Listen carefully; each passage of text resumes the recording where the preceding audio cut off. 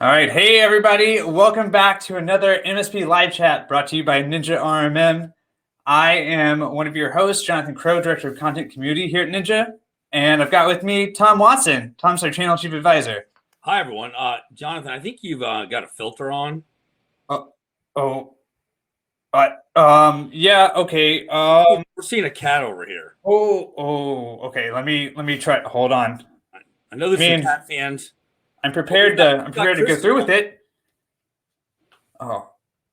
If you can turn that off, we can proceed. I'm live. I'm not a cat. Okay, great. That's good to hear.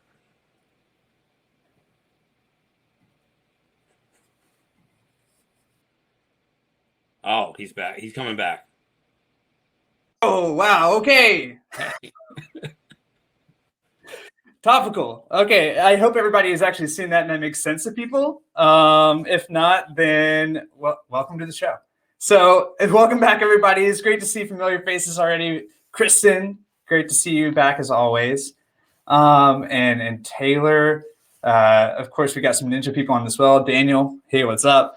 Very nice to have everybody back. Very excited to have everyone here for this episode because we're doing things a little bit differently. We're going to go back to some of these earlier shows that we've done where the big focus we want to do is have everybody have a chance to come on, or a lot of people anyway, and share stories because these are some of the best, most fun live chats we've had is when we get you guys on the stream here to come on, share some stories. Let's figure out some challenges that we're going through, some questions of how we're going to deal with some certain scenarios, and figure out solutions together. And so the scenarios that we're going to be focusing on is how to deal with bad clients. And some advice that you see all the time is you got to ditch bad clients. You got to fire your bad clients, fire your worst ones. They're dragging you down. Of course, easier said than done. There's a lot of things you got to take into account. I'm going to do my usual thing. I'm going to bring up the agenda doc that we have, and I'll share this in the chat too. This is a doc where Tom and I have done a little bit of research. We pulled together some great resources, and this is a doc that you can keep. Dive in there. There's a bunch of links to things. You can jump ahead if you want. And then after this is all done, you can go back and you'll have this. So there's some good links and resources in here that you can keep. I also want to get into how we're going to run this contest that we've been promoting. But before I do that, Tom, you're a former MSP owner. You dealt with some clients that you had to give the axe, right? You've gone through this. So you want to talk a little bit about that? Yeah, I went through this, and I probably dropped, it was at least 10% of my clients at about 8 years into my business. And it all centered around my move to managed services when I was at a point where I needed to have people under contract, and I was going to require companies to prepay me before the month started. And, these clients, a lot of them were ones I had started out with. We're going to get some stories like this that you pampered and you really spoiled them right from the beginning. You responded to everything quickly. You gave them free hours. You didn't bill them for things. You were there in the evenings and weekends for them. And then you look back a few years later and you go, that's like a 5-user network. I can't keep doing that for them. Or you get them to the point where you offer them that contract and it's more than what they've been paying, and they just don't get it. They like the way things have always been, and you have to let them go. And then going on, Jonathan, as we were talking about, you get to later in that maturity of an MSP, and you start taking on larger clients, co-managed IT deals, and you need to look at, and you start looking at and going, wow, I've got like 3 clients that I'm making 50% of my revenue from, and then I've got like these 10 other clients that don't even equal that. I'm geared more towards larger clients now. I need to have a talk with these guys. And you've got to sometimes let go of these, and it can be hard. We're going to talk today about the best ways to do that. We want to get your feedback. I'm going to give you mine about some of the best ways. And we'd love to hear from the people who maybe are looking at having to let some clients go and how they're going to do that breakup. Yeah, absolutely. And so let's show people what's up for grabs here. Okay, so this is the agenda doc that I shared with everybody. First of all, welcome back. Obviously, one other thing I'll point out is we've got a Slack group up. And this is something that we launched maybe about a month ago. one of the previous chats. So that's the place where you can jump in, use that link to join, and we can carry on the conversation even after this chat's over. But okay, what's up for grabs? So we're gonna give away to the person who has the best breakup story. We're gonna give you something sweet. So this is chocolate mize or choco mize, and so they will allow you to make your own customizable, brandable, chocolate bars where you can pick different things. This is like a s'more one. You got the cute little message, "Let's talk s'more." Actually, pretty good. But they got other options, and of course, you can have your label there with a marketing message. You can either use this as a thank you to current clients. Probably won't be just in time for Valentine's Day, but pretty close. Or you can send this out for prospects, right? So if you're doing any direct mailing, you could have this as part of your campaign. And this is like, I'm going to do my Vanna White or Price is Right thing. This is like retail value of something around like $360 or something like that. So that's what's up for grabs. And how are we going to pick a winner? Well, you guys are. So what we're going to do is hear some stories. And the way you guys tee this up is go ahead and get in the chat. If you've got a story that you want to tell, do you have like a certain client who's just the worst? And you want to tell us why they were the worst and how you got rid of them? Go ahead and hands up in the chat. Let us know. We can pull you on. And then for every person that we feature online on the stream here, we're going to put you into ask a question actually. So you'll go to the ask a question thing down at the bottom here, and you can upvote it. So we're going to let people pick who the most popular breakup story was. So we'll come back to that towards the end here. But maybe to kick things off, so Tom, you mentioned a few things there, scenarios where you found you had to do this, right? Yeah. John, yeah, Kelvin. Client breakups and not personal relationships. Very. We can have a follow-up chat for that. A good story might be if someone has someone out there where you were left a lot of money on the table. Maybe they grew dramatically or you undercharged them for a long time. And you look back at it and you're like, wow, I need to be charging these people thousands more per month. And you gave up a lot and you have to ask them for more, or you've got to step away from the relationship. But yeah, Jonathan, I had to do this many times. You're right. And you want to talk about like kind of best tactics? Yeah, let's get into a couple of things while we let people be brave enough to chime in here. Also, another thing could be if you're dealing with this right now, if you've got a client that you're considering, that could be a cool thing to mention. But yeah, let's talk about first, right off the gate, like going back to this point that like finding clients in this economy, like this is something that I think has become kind of like general best practice, right? Where a lot of established MSPs will say this, but if you're in a situation where you're a smaller shop, you're just building out your client pipeline, you don't have that many clients to begin with, and maybe this year and last year have been really hard on you, this is a tough situation, right? And so we've listed some things here, like there's all the reason to consider that I think, Tom, that you could mention that you'll see mentioned by other people of like, oh my God, like bad clients, they weigh you down, right? It's not just taking up technician time. It's also the stress level cost, the mind space cost. It's just everything holding you back down from getting better clients, right? So there's certainly that. But then there's also things like as your business grows, Tom, I know we were talking about this just before we went live. There's natural points as your MSP kind of matures and evolves where the clients that you had and that were good fits at the time maybe aren't the best fits anymore.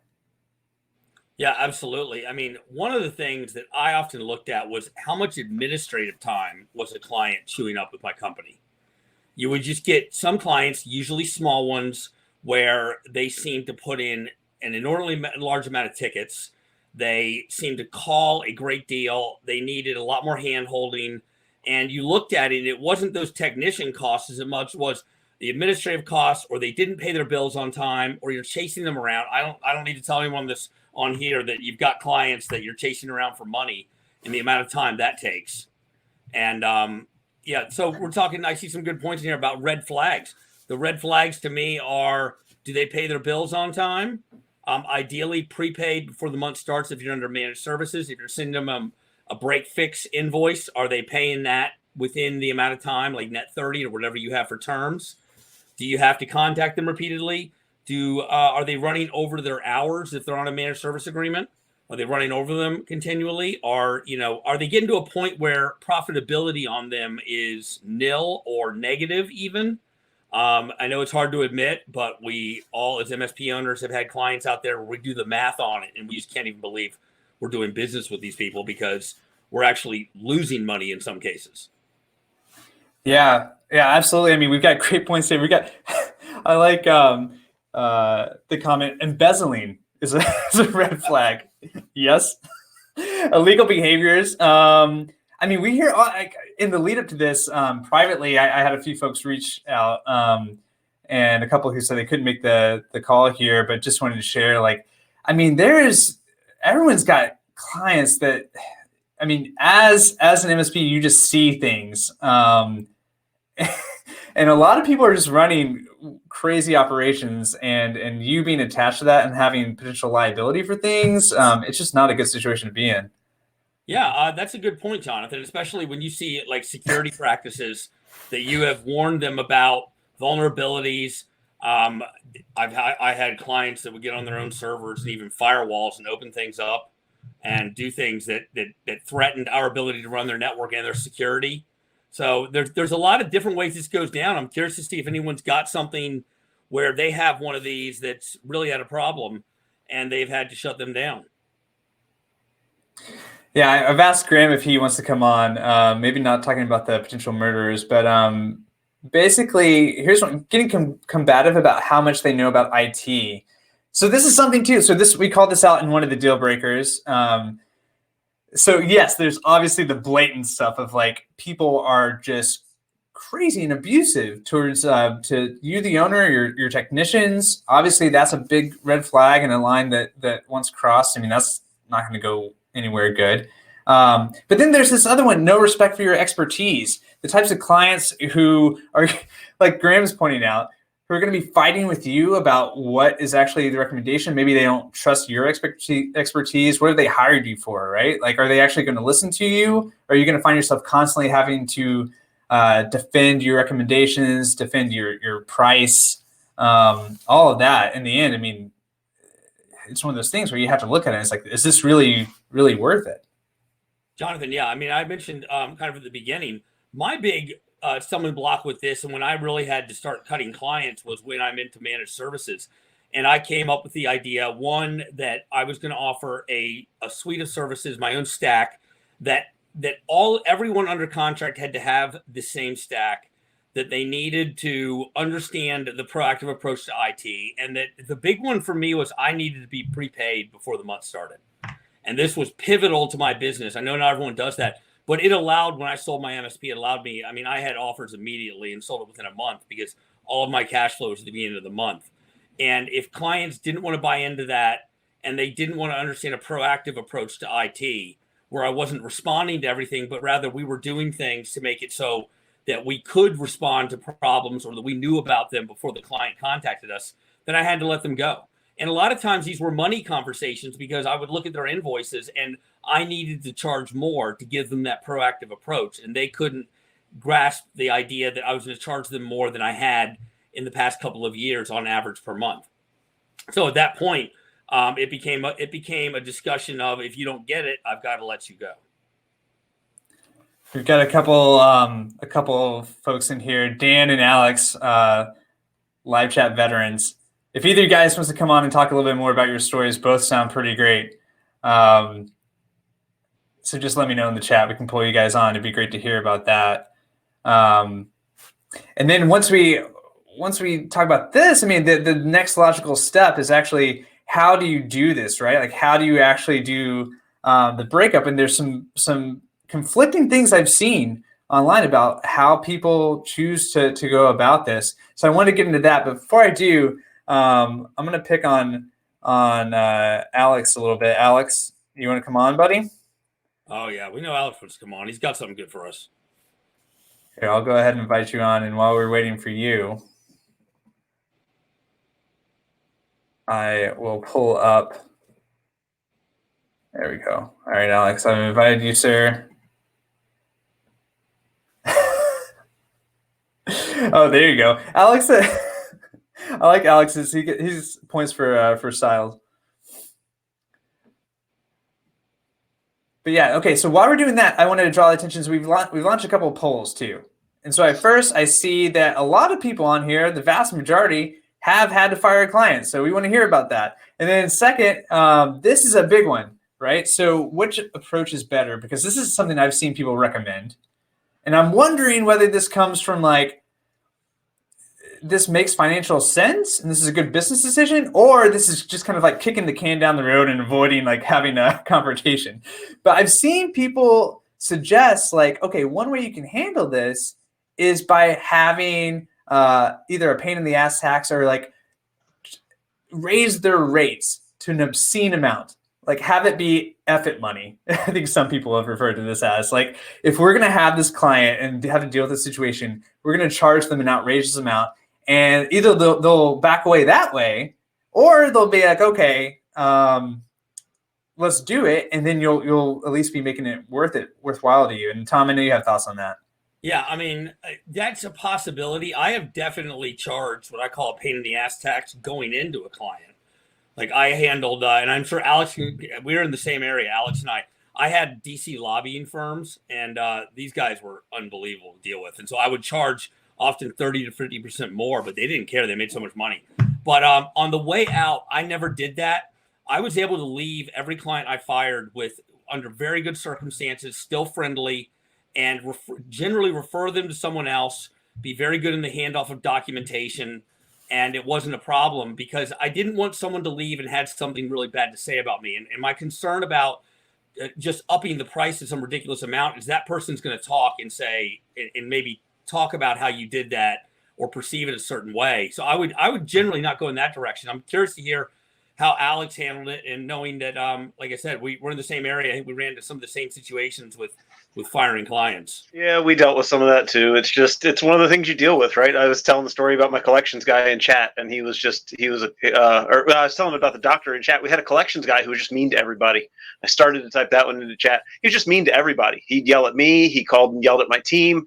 He called one day and yelled at one of my team members, and then said, "Call me back when you get your life together," and slams the phone down. And we didn't realize what happened. So this girl's sitting in the corner, and she just starts laughing hysterically. And I was like, "What's going on? What was that call?" She says, "Well, Mike Strong's never going to speak to me again because he told me not to call him back till I get my life together."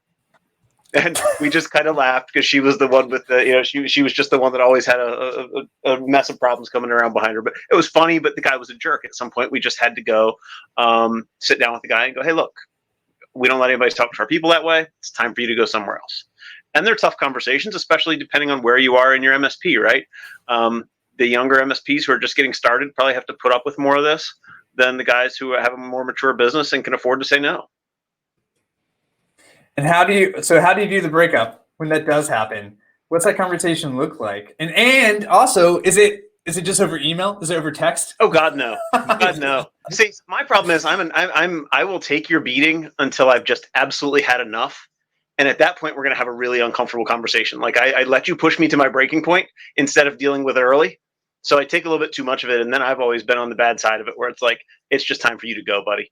And the collections guy called me one day when I was on vacation, and he knew I was on vacation, and he says, "I called your help desk, and they can't fix my problem." So I hung up with him. I called back to the help desk. They said, "We told him we would call him back in 5 minutes. Everybody was on the phone." So I called him back and said, "What the hell, man? You know, as a business owner, how hard it is to get vacation. I've been working my ass off, and one vacation day, and you're calling me on my cell phone, and you knew I was on vacation, and you knew they would call you in 5 minutes. You know what? This is going to be the last call we ever have with you. That's it." But there's more graceful ways to handle it than I did. I was not good at it, but I would absolutely do it face to face. And I more than once went to someone's office with a check for what they had prepaid me in managed services and handed them their check back and said, "Here's the money that we owe you. You are no longer our client. See you later." Wow. And it's worth it. Yeah, absolutely. Alex, I was talking to Jonathan about this yesterday. I never did it purely by email. I usually did it in person, try to work it out, or on the phone, and then I followed up with an email, reiterating what we discussed and what we'd agreed upon. I almost always had a plan going in for who I was gonna, and I had quite a few young MSPs that were around me, and then also some that just, some clients that didn't work well anymore, even larger MSPs I could pass people to. I usually did that, and that got me out of a lot of rough spots with it, because I was sending them somewhere else, and often I didn't dig too deep into their problems, because that just doesn't really go that well. You're not going to gain a lot of anything telling them how messed up they are. But if you talk to them how it's just not a fit for us, we can't accommodate you as well anymore. We can't do this for you, but I have someone who can. And then I was able to leave situations to not worry about the reputation part. We have a new family member to join your chats as well. Oh my God! Look at that. We got a Christmas puppy, so now it's no more cats walking through the picture. So if you hear a squeaky toy in the background, that's what it was. So cute. So yeah. What's his or her name? This is Thor. Thor. Yeah, because the cats are named Loki and Freya. So amazing. Yeah. Honestly, we've got a great comment in here too. Do any of us ever come back? And I was telling you when we were talking about this, sometimes that final effort, that in person or on the phone, where it's like, put up or shut up, and you put a piece of paper down in front of them and you say, this is what I need, or a new contract. And even though you want to just fire them, that I have turned people around at that point. Sometimes they will see the light when it is, I need you to do this, or here's what we're going to do. And you can sometimes turn a client. So that's why I think when Alex said the in-person is so important, why it's good sometimes to do that, because you might be able to resuscitate one of these relationships. Yep. I've said it before, we spend so much time in this business remote that I think people treat us differently on the phone than they would. You get the keyboard warrior who's just, they're mean and nasty behind the phone. And damn it, when you go walk in front of them in their office, they're almost apologetic because they know they overstepped their bounds. I think we spend too much time, and the pandemic has only made it worse, being remote, being out from in front of people. And this change that happened in 2007, 2008, whenever it really happened, when everybody went to the managed services and all the big companies came and told us, you don't need to roll a truck. There's no, watch your margins. You should solve 92% of everything remotely. It eroded our relationships. And I think it has created more of a problem with some of these relationships and some of these bad customers than we ever would have had if we did all of our business face to face and stood in front of them man to man and said, or man to woman or whatever, and said, you have a problem with your technology and I'm here because I care. And when you're not having that conversation face to face, I think we just have worse relationships with our customers, and it leads to this. I have someone in here that said, did they ever hold you to the contract? Well, I'll tell you what I did. I signed multi-year contracts, generally 3-year, but in the contract, and this is in the managed service agreement that we offer at Ninja, you can download, we'll put it in the chat. In that contract, I have in there that anyone can get out of the contract anytime, 30 days notice. Because the reality of these contracts are, you're not going to go to court. You're not really going to hold anyone to something, and you want the ability to get out. And there's no reason to have it and try to bind someone for the 3 years if it's not working out. You're going to want to get out of that. So I recommend that to anyone. Make it such that you have an easy exit if you have to. Yeah, absolutely. We have a great comment here, Tom, from Tyler. Tyler, I'll extend the invitation to you too, my friend. If you want to come on, happy to have you.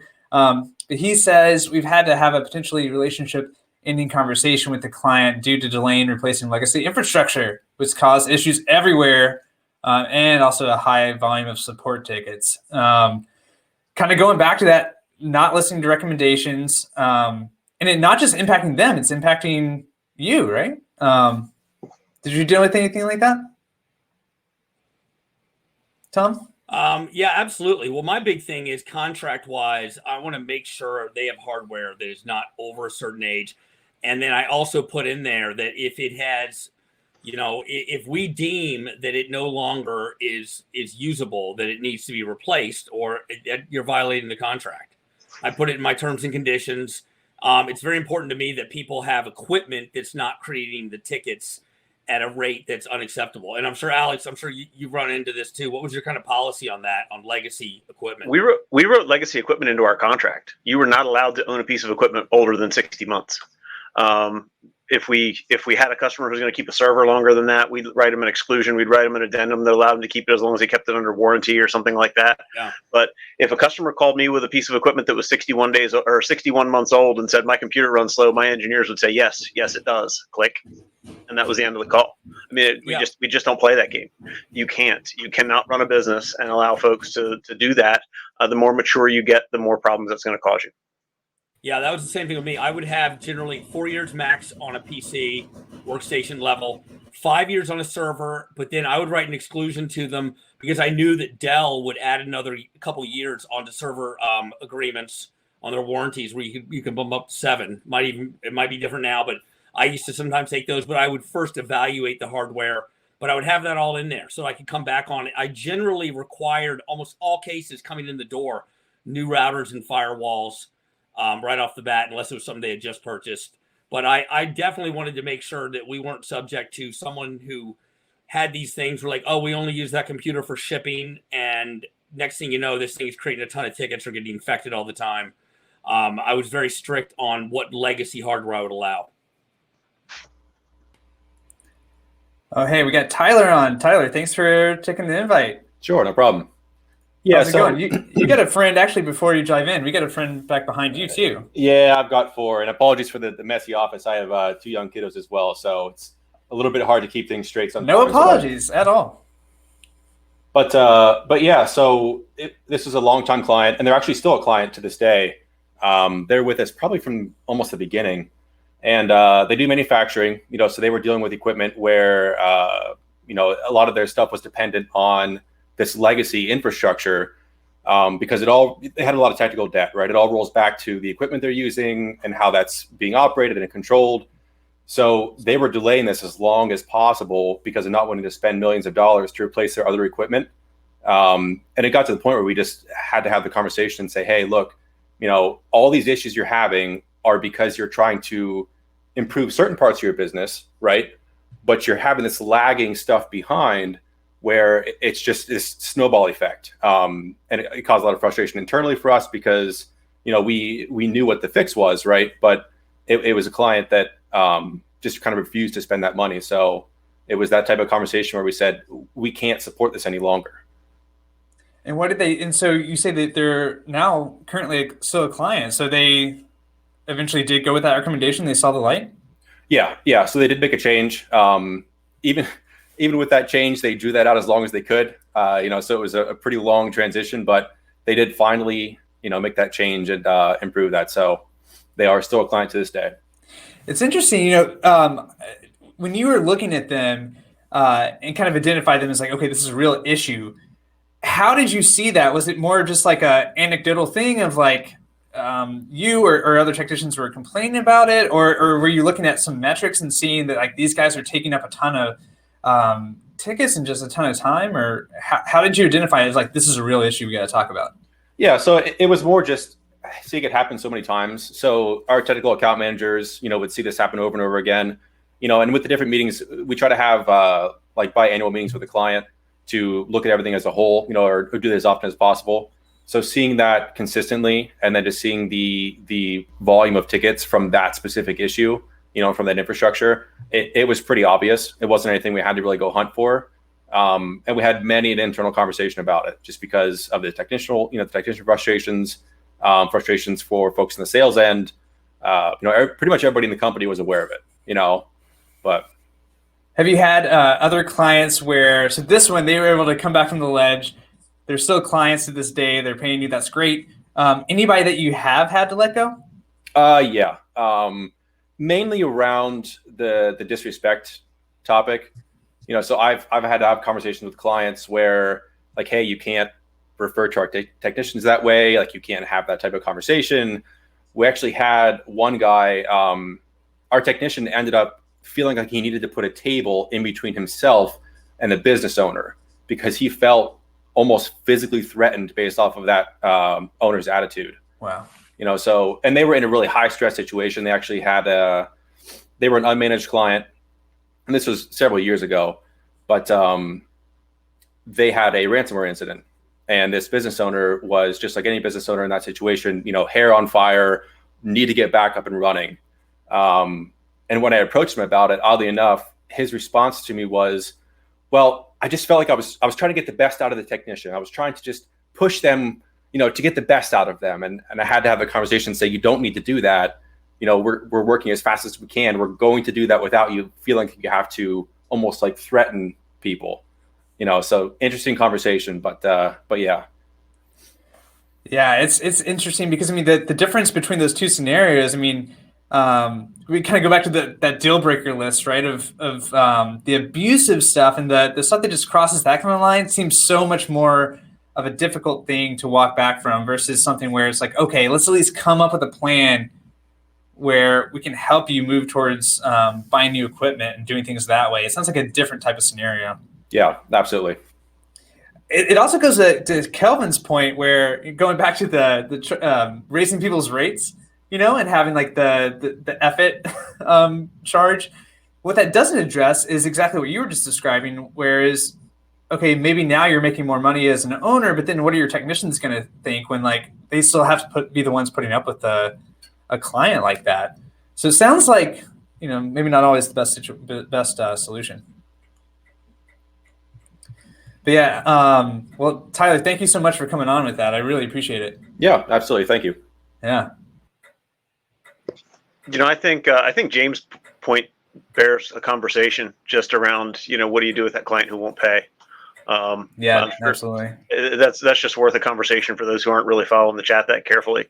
I don't know what you did at your MSP, Tom, but we had a 15-day policy, and they were supposed to pay before the beginning of the month. We would send out invoices on the 1st, and they were due by the 15th. And if they weren't paid by the 15th, and that's in the month we're servicing, so I'm really only 2 weeks behind on service, we would suspend service. And when people would call in, we'd say, sorry, somebody from your accounts payable needs to call in and make a payment before we can help you with your support ticket.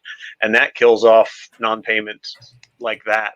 But your contract should also protect you and say that anybody who has more than one payment issue or more than 2 payment issues in a calendar year has to pay with ACH going forward. Yeah, absolutely. I think my policy was I just withheld payment. I withheld service if they weren't paying, and then I'd kind of wait it out a lot of times. I'd already warned them, and then I waited and they put in tickets. Then we would pounce on that and be like, hey, listen, we take the ticket. The information. I had an office manager who was very good at this. He would call up on the phone, and he would try to get the CEO on the phone. So then, because oftentimes the person that owned the company was not aware that they weren't paying. It was usually, you were in the pile of bills that they decided to hold off on. They thought I'd get away with it and pay the electric bill instead, kind of thing. And then make sure that person knows and tell them, hey, you've got these tickets coming in. We can't work on these until we have payment. If you'd like, we can send a technician over and they can get a check from you and we can do this. And as you said, at that point, Alice, they've done this a couple times. Going forward to continue this contract, we're going to have to put you on ACH because we've gone through this the last 2 months and it's not something that we can do. And you've got to be very firm on this. And most of them will come around if they value your service. We've got Kelvin sharing suggestions for email language and kind of going back away to a more general point of, how do you communicate these things? I do want to draw attention back to the doc for a second because we added some things here that I think are pretty helpful. So this article here, this is from the Hartford, right? So this is not MSP specific, obviously, but they're talking about exactly how to deal with bad clients. This has got some good stuff in here. How to determine whether it's actually like the terrible client or just a challenging one. But then the big thing I want to draw people's attention to is they got 3 scripts right here. And of course, you're going to want to adapt these, right? But I think that these are pretty good ways to, if you are in a situation where you're like, oh God, we really just need to cut the cord here and we don't know how to get that conversation going, check out these scripts. They're really good at putting things in business terms, not making it personal. And there's some good suggestions here. So I just wanted to call attention to that. And then, yeah, let's keep it going because Tom, I know that there's, here, Kevin, I'll give you a link to that doc too. Jonathan, we got a good point in here, and someone asked about turning off services they use. Oh yeah. Something that I would really watch out with that. You could land yourself in probably a legal situation with them if you went and turned off a firewall or their email or something like that. You probably need to limit that to your actual support services you offer. But I wouldn't want to do something where I was directly harming someone's business. Yeah, and we did. I think it was. We had a question. Kevin was asking for a link to the sample MSA doc that you shared, Tom, and so I dropped that in the chat too. Because obviously, again, before you do anything, you want to go back to your agreement, and if you haven't had a firm agreement set up with folks, then now's the time to try to get that going too, right? Yeah, and Christian had a follow-up question to it. You're going to have to, when you have services that are tied to you, like you're on your Office 365 email, stuff like that, you're going to have to probably give them advance notice. Probably, I don't know, you probably have to check your state law on some of these things too. There are going to be protections for businesses, and let them know that there's non-payment. Let them know that you're moving these things over. I would end up often contacting entities like Microsoft and others and moving things over, helping them move it over to an account of their own. Even if it was a loss for me and I paid for it for a while, but I'm just not going to do anything that could directly, that someone could say, hey, you shut off our email and it was under your name. You need to get it out of your name. You need to get things in their name or another service provider before you start completely, exiting the services with them. Alex, do you have a take on that? Well, yeah, at that point, they can claim that you're causing their business to hemorrhage cash, and you just really put yourself in a bad spot there. I would talk to my attorney before I did anything like that, and hopefully you guys all have an attorney that you can lean on for something like that. A half-hour charge to have a conversation with your attorney is much cheaper than getting in a lawsuit. Yeah, and usually you can usually pull their account out of a larger account you have for those critical services and move it off to something and get their new service provider or someone at that company to take over for it. At that point, you can then start to really, disassociate yourself from them. Yeah, just be careful what's considered critical services, because those are things you can't suspend, but you can definitely not put your agent on the phone to go help them fix a problem. It's ironic because Comcast can shut off their internet service if they don't pay for it, but if we turn off their email, we'll wind up in a lawsuit. I'm curious if you guys, if you had remove Ninja, she says. Remove Ninja. Yeah. I'm curious if you guys had other shops that you were in connection with locally that you had kind of like an understanding with. Because I see other recommendations always include, okay, be very clear what next steps are when you are going to break up with a client. And then if you can, refer them to others. And I've seen some people be like, oh yeah, refer the worst ones to the competition. Yeah. Of course there's that. But but then I also see other people saying, in some cases you do have another shop that's locally that just deals with a different type of client, and maybe they would actually accept it on. It's kind of hard for me to imagine with the really bad ones that you would be able to do that. But I don't know. Either you guys, Alex or Tom, have a situation like that where you would pass people on? I do. I was very transparent with them, and I had a few good friends that owned MSP, some that were very small and startup, and some that were well established. And I would look at which ones would be a good fit for, and I would call that friend of mine and be like, hey, listen, here's what I have going on with this client. It's just not, a lot of times it was ones where we just run our course. That was it for the relationship. Personalities, or it was something else. Or we'd had them be a certain way, and it just needed a new fit. And I would make sure whoever I was referring to them first understood what our circumstances were and see if they were interested. I didn't refer an exiting client to someone without that MSP knowing what they might be getting into. Yeah, fair enough. It's funny. We had a guy who was 20 minutes away from us. He wasn't far. He was actually across the street from my biggest client. And when we would have a client that we were offboarding, quite often he would want to pick him up. And he was just a little smaller than us. But he would go in and I'd tell him, hey, this guy's kind of a problem. And he'd go in and sit down at the table with him first meeting and go, we're not going to do this. We're not going to do this. We're not going to do this. But he got the chance to reset that relationship. And he actually made some of those work. And because we already had the relationship and we didn't really have the ability to go reset it and do that, somehow it worked. And we got a couple clients from him over the years that we kind of did the same thing with. And it's just like sometimes a fresh face and hearing the same thing from somebody else, all of a sudden they go, well, I'm not going to go back to him and eat crow and go tell Tom he was right, but I'll let this new guy lead me to water, right? Yeah, absolutely. As the parent of young kids, I'm reminded of this of, they go to a school situation or with a relative and like they're angels when they've been devils with you. So maybe it's kind of similar, Yep. Hey, Dan, thanks for joining us. Sure thing. Hey, guys. So glad to have you back. And you've been active in the chat. Thanks for that. Yeah, going through this conversation, any scenarios that come to mind for you that you want to talk about? Yeah, we wound up breaking up with one of our largest clients that we had very early on. That was critical to us actually establishing like a real strong baseline as a fully operating business early on. It's absolutely one of those scenarios where, we took them on early because of what the dollar amount possibilities were. And we're just like, we need clients that pay us this much money. I don't care about anything else right now except getting the business going, right? So we did. And some of the negative points about them you tend to overlook at that point because the invoice every month is like that far outweighs all this other stuff. I can carry it, I can deal with it, whatever, move on, next play. And so they're a commercial real estate and actually residential real estate. They own apartment buildings, right? So we dealt with the building management. We dealt with the back office. They had lawyers on staff. It was a very big operation. It was a good experience.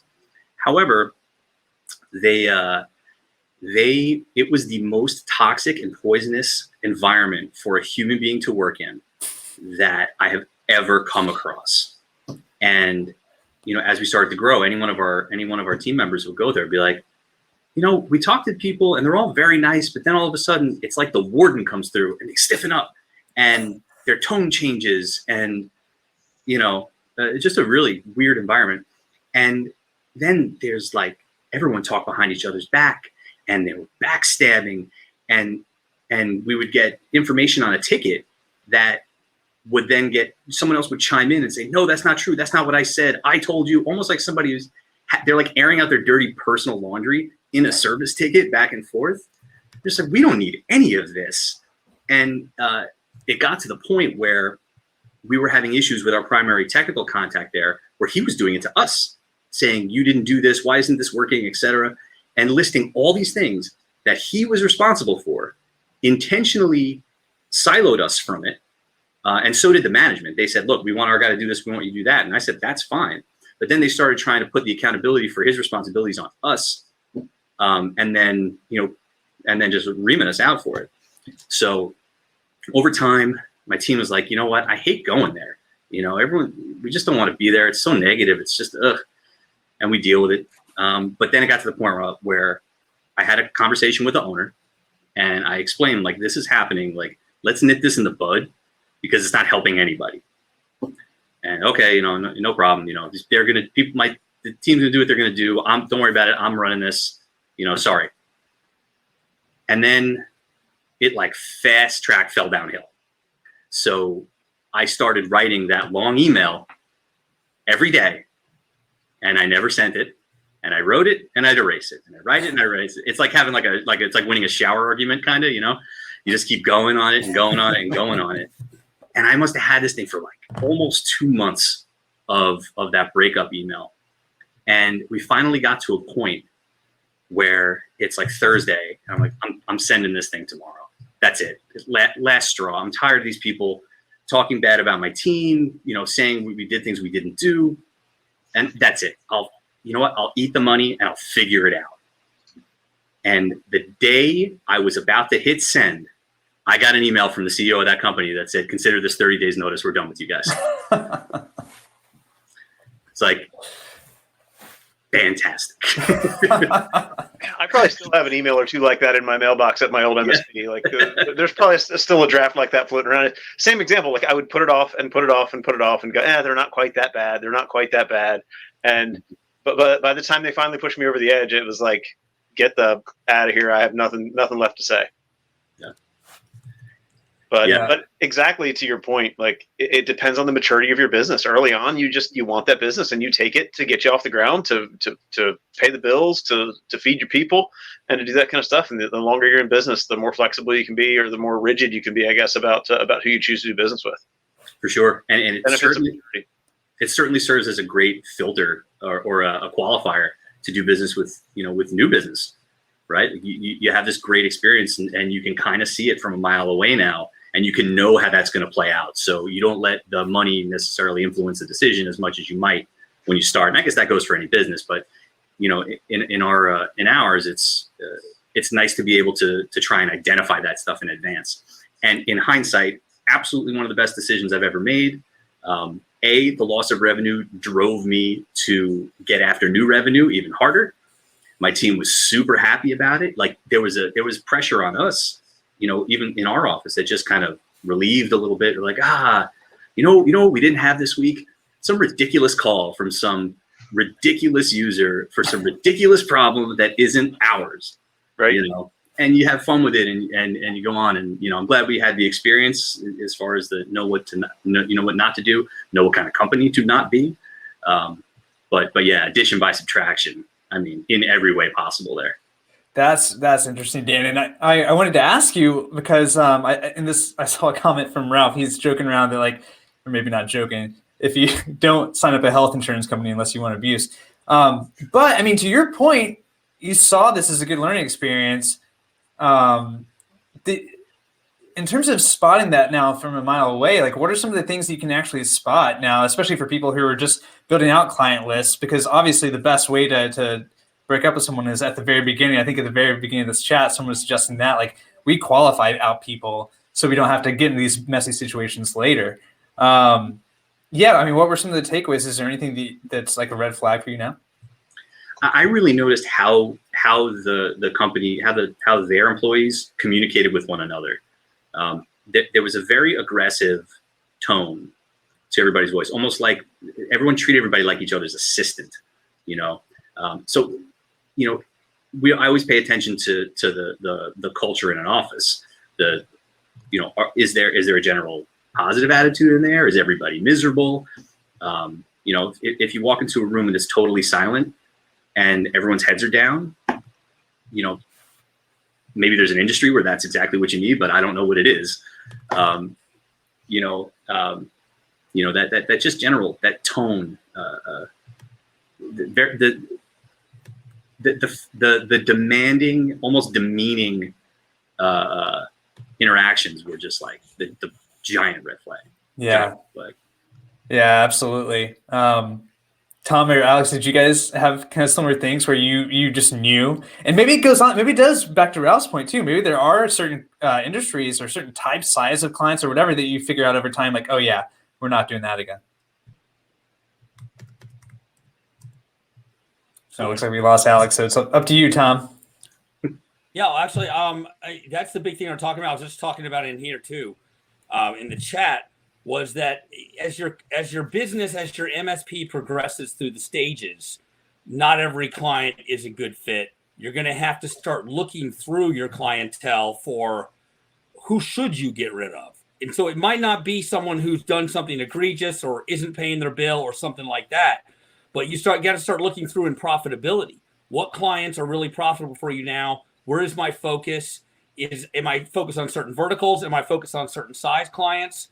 I would be looking for clients that I could actively get rid of, because that frees up my resources to go after the clients where I can be more profitable. And Dan, I know we've talked about this a lot. This sort of thing is what are you going after at this point in your career? In terms of like types of clients. Yeah, and like you look 5 years ago, that's a different type of client than you're looking for now. Oh, right. Sure. You want somebody who understands the value of strong, operations, right? Like somebody who really, you want a point of contact. You want a business that has a point of contact that's looking to grow, that's looking for efficiencies, that can kind of really see all aspects of the business. We've had clients, and this was kind of one of them. It was a family business, which could be a good thing, could be a bad thing. Had a lot of branches. So they were like independent independent, like branch offices almost kind of operating on their own. So they had a lot of almost like internal competition. You never want to be in a situation like that. You want somebody with, mature leadership, a clear plan for the business. That way that they can understand what you do best and you could be most effective. It might be a dream scenario, but I want to work with a client who wants to grow their business as bad as I do. Yeah, absolutely. Thank you for that, Dan, and thanks for coming on again. And please stick around. Ray, so good to see you, Ray Orsini. What's up? How you guys doing?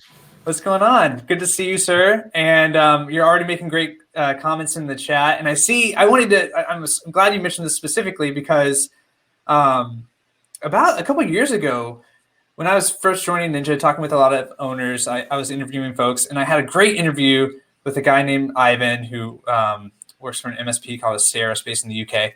And he had gone through this process where he did kind of what you're saying. Like, he got advised, okay, first of all, you got to raise all your prices. Second of all, actively evaluate your client list. Be doing that every year and do some pruning, but basically grade them A, B, C, D. And then for the D clients, those are the ones that are like just clearly a loss. You got to cut those guys loose. For the other ones, you're constantly trying to raise them up to the next grade. And so you're figuring out what that looks like for yourself. And obviously that's going to be different. But yeah, I mean, is this something that you guys actively do or that you did at one point? What does it look like? It's very different on the voice side now, but because on the voice side, it's not the same overhead, it's not the same burden. So we don't do this, but we still check contract profitability, but we don't have to be as strategic or as lethal maybe when it comes to it. On the MSP side, you have to. MSP is very service heavy, very overhead heavy. If you're doing it right, in my opinion, and when I say my opinion, I also say most of the industry experts we follow, I didn't create this, I followed them. They say the same thing. You should be getting better year after year. You should be improving your automation. You should be improving your efficiency, improving your processes, your procedures, so that your delivery is that much more effective and should be more profitable because it requires less manpower. With that in mind, your highest burden of cost with any client is usually the user. So I'm not saying they're bad users. I'm not saying we've all had those. Those are easy to get rid of, right? The ones that are a burden on your staff, the ones that are driving you guys nuts, that start every single ticket with snark or with, all caps, and, the Karens, right? And the male Karens. It's not a sex doesn't come into play there. But those are easy to get rid of. But also you have to look at, we looked at contract profitability. So best in class is 70% if you're following SLI or one of those, or SLO. But for us, we were in the 80s. We were 81, 82 per contract, lower obviously overall. But so when we had somebody that had more than a 20% delta, that's somebody we have to look at and say, why is that not the same level of profitability? Right? Maybe it's not that they're a bad client, but is something in their environment making it more difficult to sustain? Are they creating a burden on our staff in terms of manpower, in terms of hours invested, in terms of they have some special, unique unicorn LOB or whatever that is just a tear on everything? So when you have that, you have to look and say, okay, maybe this is the nicest client in the world, but I can't sustain a 40% profitability client when the rest of my clients are 80%. And it's not, and you do have to be a little ruthless. You do have to say, for the benefit of my company, to be able to grow, to be able to offer the raises and be able to give all the bonuses and to be able to give all the benefits and all the other stuff, do company outings, to be able to grow the business for the people I'm trying to take care of, to have the resources so that when a life cycle insights comes up, and you say, wow, I really want to grab that and I want to incorporate that into our platform, I don't have to charge extra because I'm making enough per client to afford the product.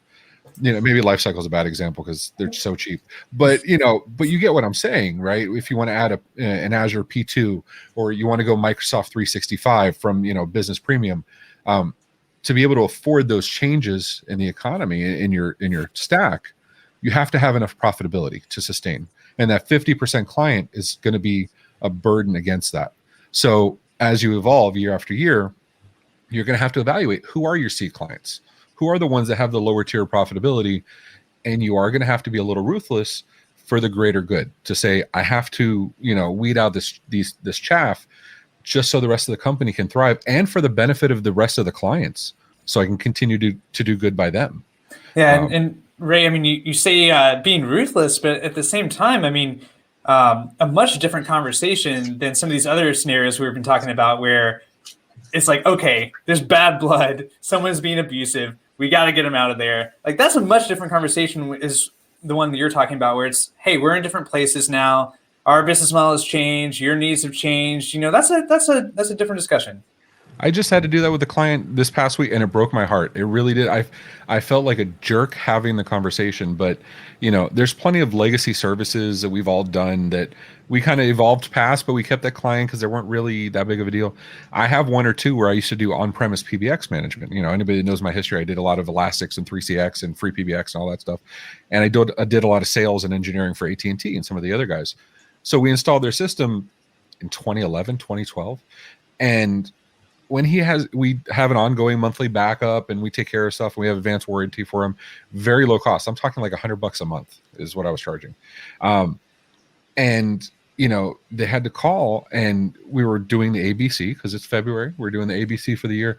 And I'm like, we have to get rid of this guy. I'm literally the only person in the company left that knows how to do what's needed for him if something goes south.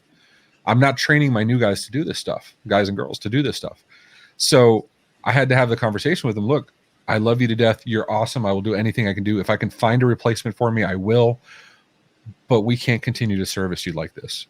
It turned out positive. He ended up saying, let's get rid of AT&T and let's go hosted.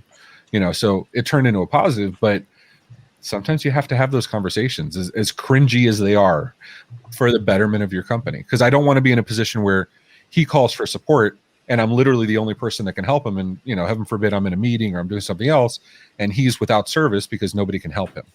How does that, then it's a bad interaction. Absolutely. So I'm doing it just as much for them as I am for us. Yeah. Thanks so much for that, Ray. And I want to make sure that we give, am I going to pronounce it correctly? Frayden? Nope. Yes. That's spot on. Yes. All right. Well, hey, thank you for coming on. I wanted to feel free. We can absolutely talk about some other experience of yours, but I really perked up when you said that you've ghosted a client, and I wanted to hear about it.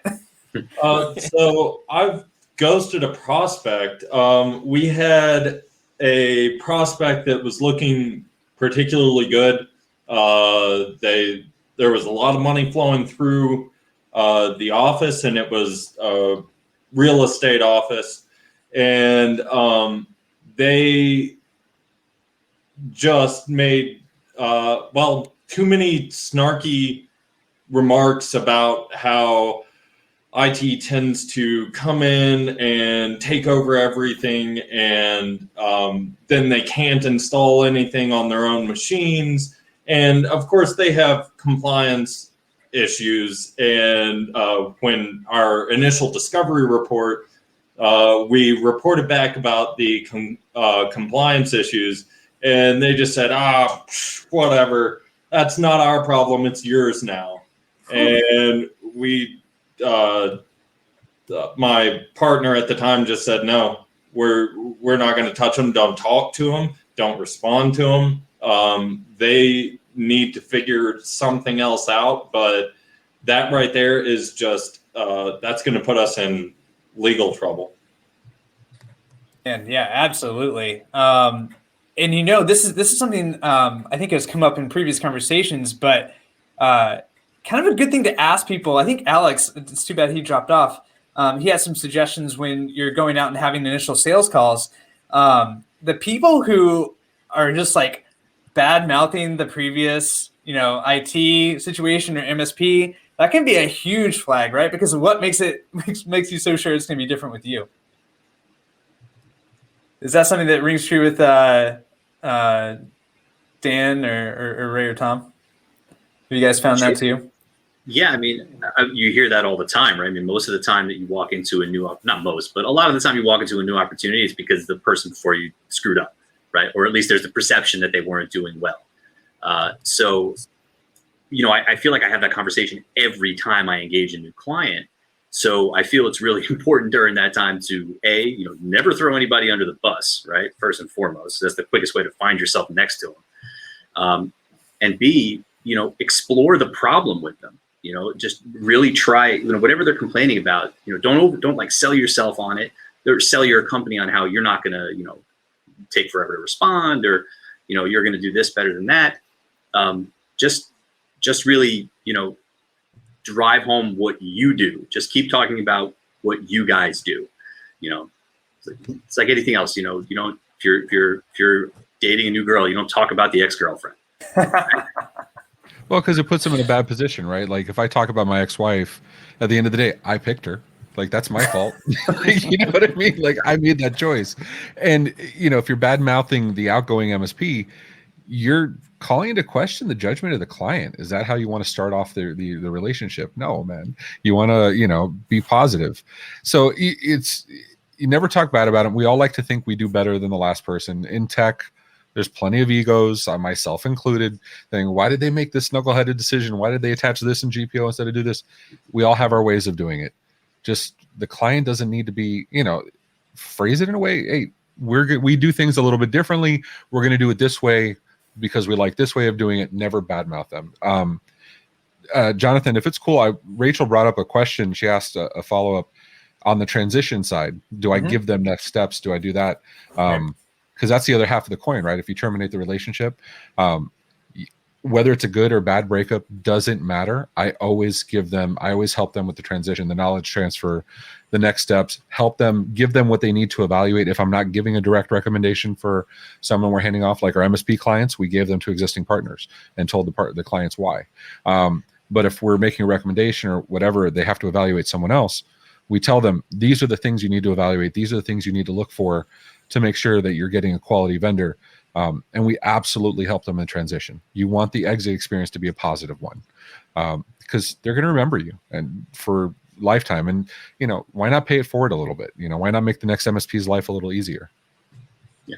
Especially once that decision is made, absolutely no turning back there. If the client has made the decision, they have made the decision. You have nothing to gain by battling it. You only have the only contribution you could possibly provide of value is to be as helpful as possible, give every piece of information, and take all the calls. We have a document, actually. We went over this in our company internally. I'll share it in the chat. We never want somebody, when they request a cancellation, to think, we have a series of things we have to ask for to ensure a smooth transition, but we don't want them to think we're trying to bar them from canceling if they want to the point where we actually have standard messaging for customers that want to cancel and published a doc with that messaging. That's what I put in the chat of, we're very sorry you want to go. We understand that you've made the decision. We are absolutely going to give you everything you need. These are the things we need to do to get done, but to make it very clear, we are going to help you. We're not going to be the block to be able, so you can transition to the next person. Because we've all heard those stories where people, hold hostage those credentials or whatever else. And we want to be the antithesis of that. We want to be the one that's actually providing a good experience, ingoing or outgoing. It's a small world, and you never know who's going to come up, who's going to know each other, all of that. So we're right here at the top of the hour. I want to call everyone's attention to the polls before everyone ducks out. So I did launch a final poll there. If you scroll down, who should win the best breakup prize? I'm going to apologize to Richard and to another chat member who, these are good stories you just posted in the chat too, but these are the three guys we brought on, including Dan, who's on screen. You might be a ringer there, Dan. But yeah, we've got Tyler's manufacturing client who just wouldn't upgrade systems until it finally saw the light. We got Frayden's real estate client who's bad-mouthing IT. And then Dan's client who had the most toxic workplace on the planet. And so feel free to vote away. We'll let that go on for a few more moments. Dan, you're in the lead right now. It is interesting to see that Richard has a really good comment here that there's no firm rules to any of this stuff, right? You got to figure things out on your own. Frayden had a very good, the warning flags went up when that person was bad-mouthing IT. Richard in the chat says he has the opposite experience. They saw it as a challenge. It worked out for them in that case. Now they have that client, and they're they have a champion there who's their biggest fan. So obviously, this stuff can go either in a number of different ways. I'll cut it over to you guys for some parting thoughts. But before I do that, I just wanted to share this doc one more time because there's some cool stuff in there. Like we mentioned, there's some sample scripts. There's other links to there's a link to a really good Reddit discussion all around firing clients that you guys can check out. And then we also have the plug for saving the date for the next live chats. And so for the next one, we're back on our 2-week schedule. So we have not next Thursday, but the Thursday after, Thursday, February 25th. We're going to have Alex back on. We're also going to have Mark Lamb, who is the technical director at Empathy Networks based in Scotland, talking about client satisfaction and customer success. And Mark especially has been doing some interesting things at his company that's really helped drive up retention referrals. He's going to talk all about that. And then we've got another one coming up, and Ray's going to be back for that one, along with Heather Harless of Bitdefender. They're going to be sharing who's got the best remote setup. I mean, you can see part of Ray's right here. He's going to go take you a little bit behind the scenes on that. And then we're also going to share some tips about how do you sell virtually in this environment where you're not doing many on-sites. How do you make your presentations come across as professional, look good, and also be memorable? So we're going to be covering all those things coming up. Let's take a look at the polls. Let's see where we're at. So it looks like, Dan, you are the clear winner, my friend. So you are the winner of some brandable chocolate that we'll be sending your way, and you can decide who's going to get those candy bars. Yeah, that's how we're going to add it to our deal closing tactics. Thanks, everybody. Dan, you have my address, right? Like you know where to. Absolutely, yeah. We've got I think the minimum order was like $150 or something like that, and we're going to be covering the cost for that. But you see 4 people right here, and there's a lot of people on the chat here that may appreciate some chocolate too. So I'll let them reach out to you. And actually, I mean, if you are going to use that for your deal closing stuff, I want to hear about it. Come back on at some point and let us know how it goes. Love it. Yeah, it's a good plan.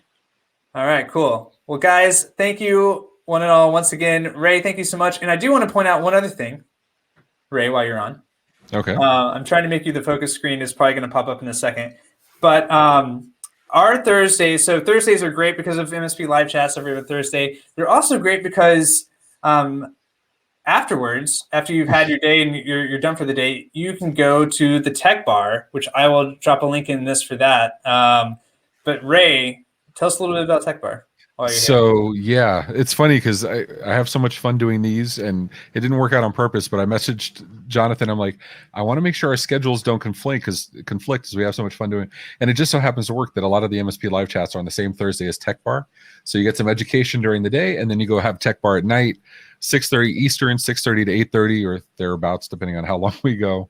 I think our longest was 3.5 hours.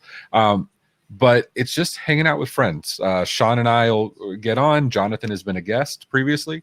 Had our most persistent guest. I had a great time with him. And we just have fun with the audience, have some drinks, talk about topics. It's just hanging out with your friends at the bar, the stuff we all miss from the conferences.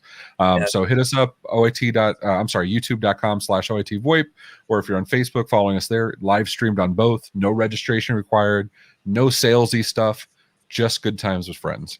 And everybody is welcome. Yeah, absolutely. You can go back and see what you're in for if you go back to over to YouTube and see the full playlist here. But you guys have great guests, really cool, really amazing off-the-wall conversations in some ways. Jonathan holds the record for the most scene changes on any one episode. Yeah, if we can get into that one, we can get into that. If anyone wants to message me, I can tell you the story there. But thank you, everybody, again, for joining. This is great. Really had a good time with everybody. Dan, thanks for joining us. Ray, thank you, too. Tom, as always, you're the man. And we'll see you next time. Thanks, guys. All right. Thanks a lot.